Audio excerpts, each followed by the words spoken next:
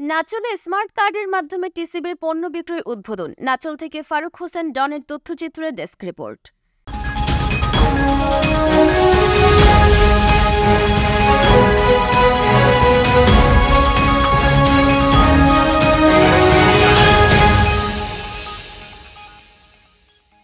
চাঁপাইনবাবগঞ্জের নাচল উপজেলার কসবা ইউনিয়নের ২টি পয়েন্টে ফ্যামিলি কার্ডের মাধ্যমে নিম্ন আয়ের মানুষের মাঝে স্বল্প মূল্যে টিসিবির পণ্য বিক্রি কার্যক্রম শুরু হয়েছে। বাজার মূল্যের চেয়ে কম দামে টিসিবির পণ্য পেয়ে খুশি নিম্ন আয়ের মানুষেরা। 2 লিটার তেল মূল্য হলো 200 টাকা, 2 কেজি মসুর ডাল মূল্য হলো 120 টাকা, চিনি 1 কেজি 77 টাকা, 5 কেজি চাউল 30 টাকা কেজি 150 টাকা, প্যাকেজ মূল্য 540 টাকা। তবে এবার তেল, চিনি, মসুর ডাল ও চাল একসাথে পেয়ে আগ্রহ এবং বেশি খুশি ফ্যামিলির কার্ডধারীরা।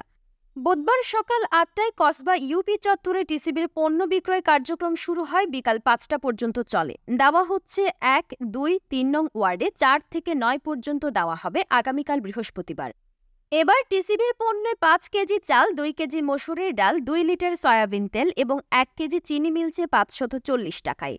টিসিবির পণ্য নিতে আসা কসবা ইউনিয়নের আঝাইর গ্রামের আব্দুল জব্বার বলেছেন, এভাবে প্রতিবার যদি টিসিবি পণ্য পায় তাহলে আমরা প্রতিবার নিব। একই গ্রামের আয়ুব আলী বলেছেন, আগের ২-১ বার তেল ছিল না, তাই আমি নেইনি। মেসার্স নাহার ট্রেডার্স টিসিবির ডিলার মুসলিম উদ্দিন জানিয়েছেন, সকাল থেকে টিসিবির পণ্য নিতে কার্ডধারীরা আসছে এবং সকাল থেকে কার্ডধারীদের টিসিবির পণ্য দেওয়া হচ্ছে। এই প্রতিবেদককে আরও জানিয়েছেন, কসবা ইউনিয়নে ১০২০ জন স্মার্ট ফ্যামিলি কার্ডধারীদের মধ্যে টিসিবির পণ্য বিক্রয় করা হবে।